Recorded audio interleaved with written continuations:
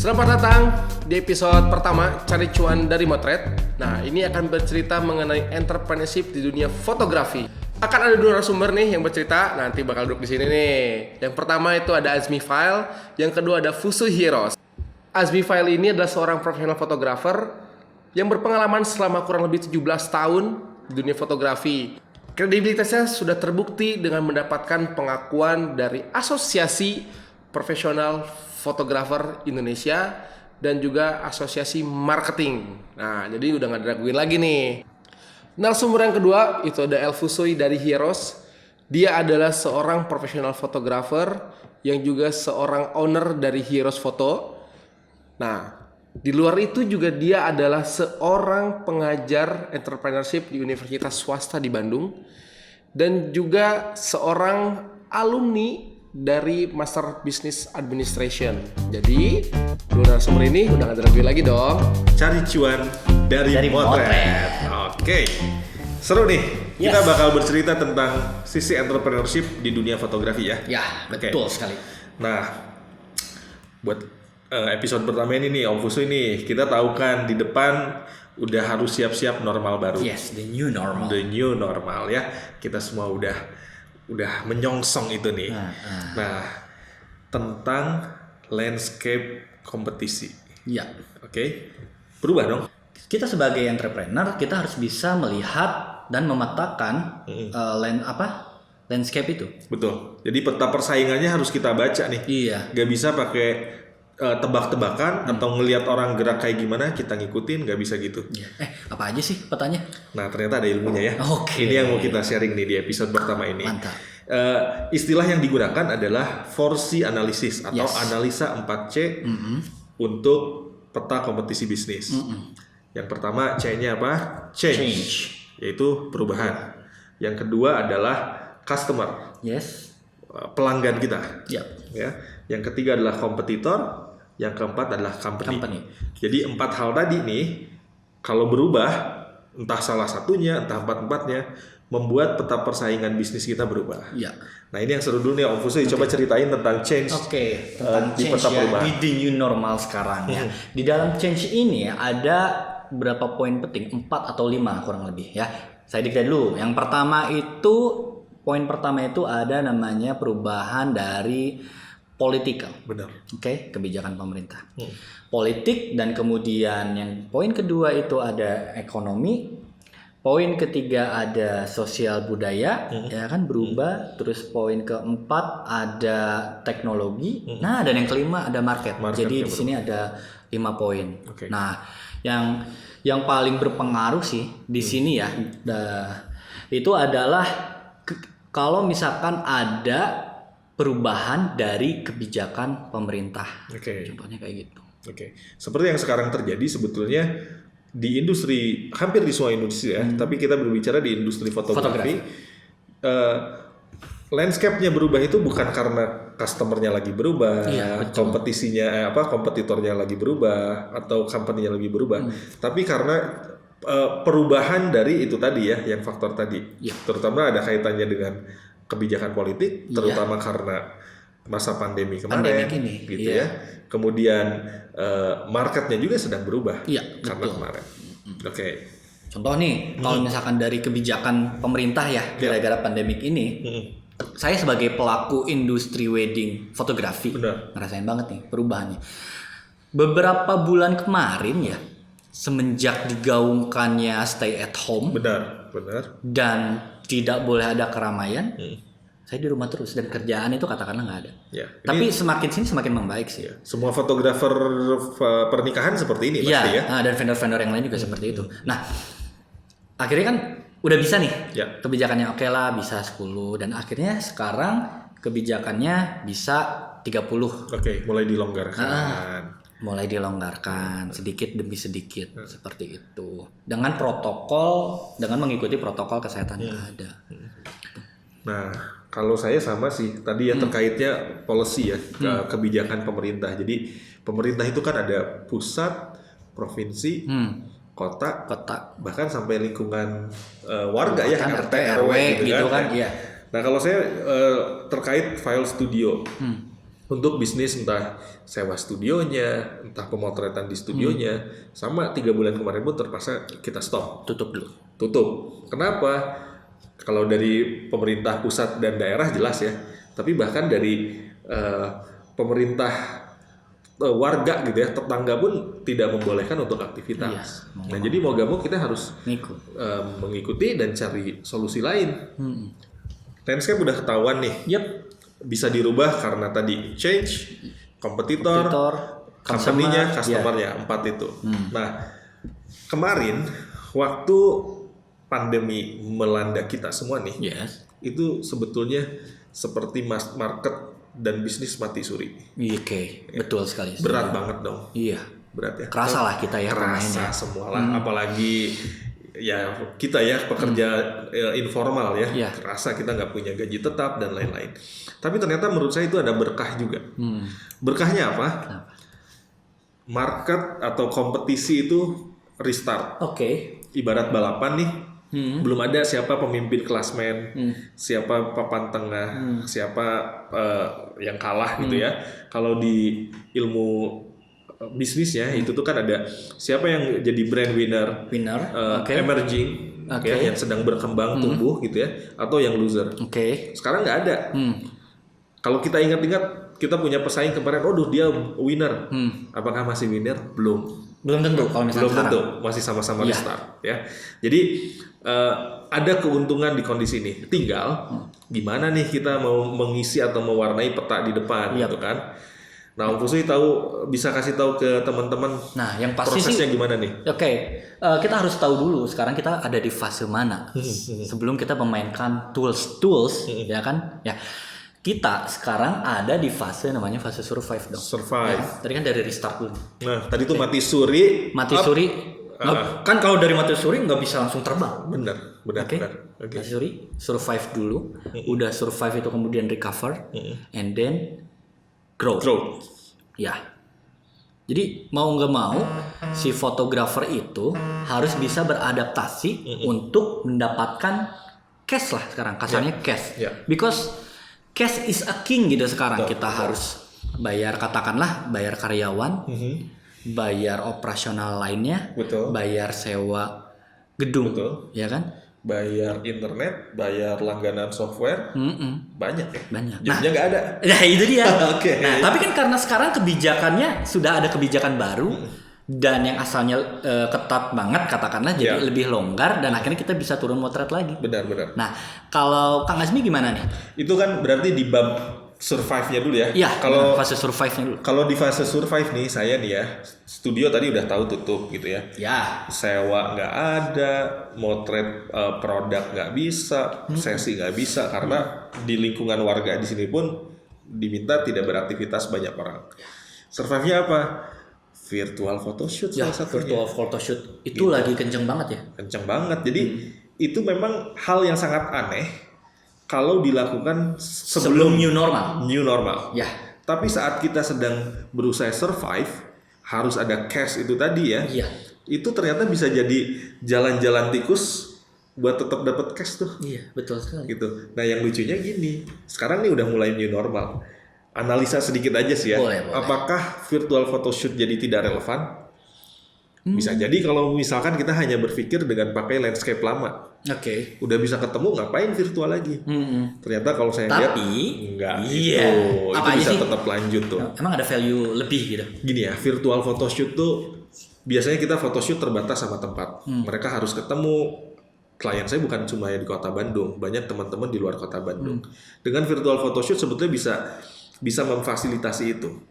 Memang tidak bisa mengharapkan kualitas gambar super bening, bagus, nggak bisa. Tapi value lain, engage. Tergantung nanti kita pendekatan sebagai fotografer gimana kan. Nah kalau kita engage-nya dapet tuh. Meskipun kita di Bandung, dia di Jakarta, di Surabaya, di Medan gitu ya, kita bisa tetap engage. Nah engage ini yang berharga banget saat kita tarung di kondisi normal yang baru nanti, betul. Gitu ya. Saya punya klien yang baru, bisa jadi klien lama jadi inget lagi, jadi klien baru, bisa jadi karena mereka udah punya experience sesi foto dengan kita, kemarin aja virtual bagus, nanti deh gue harus ke Bandung, harus photoshoot realnya gitu kan. bisa banget kan? Bisa banget. Jadi journey-nya seperti itu. Jadi kita manfaatkan itu sebagai marketing tools, sebagai networking tools, itu bisa kalau virtual photoshoot. Nah kalau di wedding, antara survive dan selanjutnya. Survive sekarang ya, kalau yang udah jalan itu di wedding yang pertama ya kita tahu lah, ada namanya akad only. Akad only, betul. Dan akad only juga ya udah mungkin meningkat lah, karena udah bisa dihadiri dengan 30 tamu. Nah kalau saya berpikir seperti ini, saya berarti harus membuat suatu inovasi yang baru ya, entah itu dari produk atau saya harus utilize aset atau misalnya promosi yang baru. Nah, saya kepikiran gini untuk inovasi di promosi ya. Jadi saya itu sama tim udah buat, ini bocoran aja ya buat teman-teman. Siapa tahu ya mau diaplikasiin gitu kan. Book now, save more. Nah ini berlaku sampai event klien itu sampai katakanlah pertengahan tahun depan. Alasannya kenapa? Karena gini, alasannya itu karena kalau misalkan klien mau mengadakan wedding ya, sekarang kan masih abu-abu nih. Padahal kan kerabatnya banyak atau misalkan keluarga besar gitu kan, tapi sekarang terbatas dengan protokol yang 30. Nah siapa tahu tahun depan itu kebijakannya itu udah semakin membaik dari 30 bisa mungkin 50, 100 gitu kan. Nah, jadi saya udah bisa narik itu. Dengan ketentuan ya kan, DP katakanlah masuk di awal. Gitu. Dengan bla bla bla bla. Itu kan bisa dipakai. Jadi itu udah tentang untuk recovery ya. Iya. Kalau tadi yang tentang survive-nya tuh membuat paket akad only gitu ya. Nah tapi kita kan nggak bisa terus-terusan jualan akad only. Jangan-jangan nanti harga kita dianggap turun dan bisnis kita nggak sehat. Jadi dari recovery itu harus mulai di planning untuk jangka menengah atau jangka panjangnya ya. Betul sekali. Kalau saya ngelihat ya sekarang akad only adalah hal yang sangat wajar. Tapi kalau misalkan kondisi ekonomi sudah mulai membaik, kebijakan sudah mulai enak, dari akad ya kita nggak bisa boncing langsung. Benar. Nah, kemungkinan nanti dari akad transisinya ke ini kayak intimate wedding. Kita harus ngebungkus itu dong. Kita harus ngebungkus itu. Biar margin kita membaik, semakin membaik seperti itu sih Kang. Ini mirip ini berarti ya. Kalau saya perhatiin, kita kan sering minum kopi nih. Oh iya. Ya kan? Suka dong. Kita tahu kan kopi tuh kalau beli di GrabFood, di Gojek gitu kan ya. Kopi-kopi yang baru-baru lah relatif katakanlah kopi murah ya. Satu gelas 15.000, 20.000 gitu kan ya. Nah ternyata di kondisi seperti kemarin di saat mati suri, saat akan restart, ternyata kopi sekelas Starbucks jualan yang 1 literan dong. Iya, benar. Sampai bisa istri saya tuh sering minum belanja kopi gitu ya. Sampai ini merek yang nggak tahu apa sebelahan sama Starbucks. Harganya berapa? Sama. Bahkan bisa jadi lebih murah. Itu kan mirip sekarang ya. Kalau saya ngeliat di wedding mungkin ya. Ada yang brand vendor wedding besar kepaksa harus turun gunung dulu sebentar. Iya. Jadi harganya seperti yang brand baru entah siapa itu. Betul. Tapi itu harus dipahami. Pertama itu adalah strategi jangka pendek untuk dapetin cash gitu ya. Betul. Dan yang kedua brandingnya harus jelas, harus kuat. Ya. Kayak Starbucks misalkan ya, dia jual 1 literan, apakah kita jadi kok Starbucks kayak gini sih? Saya minum ini jadi nggak keren. Nah gitu kan enggak kan? Karena branding dia udah dipupuk di kelas itu. Udah kuat. Keren. Bener. Dan Starbucks ngelakuin ini kan pasti Starbucks ngelihat analisa dulu ya. Betul. Pasti menganalisa dulu kan change-nya. Balik lagi. Oke, ini consumer behavior-nya berubah atau perilakunya konsumennya berubah. Yang asalnya bisa nongkrong di kafe nggak bisa kan karena kebijakan yang tadi PSBB. Jadi akhirnya harus di rumah. Betul. Dan akhirnya kepikiran lah buat yang 1 liter. Biar apa? Biar bisa di-share keluarga. Benar. Berarti kan si Starbucks ini nggak mungkin dong tiba-tiba ngeluarin produk 1 liter. Dan Starbucks itu pasti melihat change yang terjadi ya kan, bukan sekedar situ jualan 1 literan ya udah deh saya ikutan, nggak begitu kan. Benar. Karena kan contohnya melihat kebiasaan konsumen yang berubah dikarenakan PSBB yang biasanya konsumen bisa nangkring minum di tempat, sekarang nggak bisa, harus di tempat. Yang kerja juga kan sekarang WFH, berarti sekeluarga ngumpul semua. Betul. Ya, dibuat 1 liter yang bisa di-share satu keluarga. Oke. Nah, berarti kalau kaitannya di fotografi, nggak bisa tiba-tiba kita pun niru. Iya dong, nggak bisa. Oh, bikin akad only niru tetap harus ada tools untuk mengukurnya. Misalkan saya virtual photoshoot. Dia harga sekian, saya harga sekian gitu ya. Nggak bisa plek-plekan niru gitu ya. Karena kan ya segmen kita beda, targetingnya beda, positioningnya juga beda ya. Nah, jadi tools penganalisanya gimana nih? Ya, kalau yang tadi kan kita udah buat taktik di survival mode ya, mode survive dan udah kalau misalkan udah survive baru kita ke recover. Nah, berarti kita harus membuat value baru yang memenuhi kebutuhan fungsional sama emosionalnya konsumen gitu. Benar. Nah, kalau misalkan udah kita paham ya situasi dari analisa 4C yang tadi, kemudian kita kemas dalam bentuk value, oke, kita deliver karena kan pasti berubah ya. Nah, kita perdalam lagi. Berarti model bisnis kita yang harus dirombak, harus diadaptasi. Iya dong. Jadi jangan mengira dengan kondisi normal baru ini kita bisa berbisnis dengan cara-cara lama. Gak bisa ya. Gak bisa. Analisa dengan 4C tadi, perubahan-perubahan apa yang terjadi. Yang kedua, antara survive, recover, dan growth ya. Pikirkan value apa yang kita bisa kasih ke customer. Terus bisnis model seperti apa yang membuat bisnis kita bisa tetap untung dengan cara baru ya.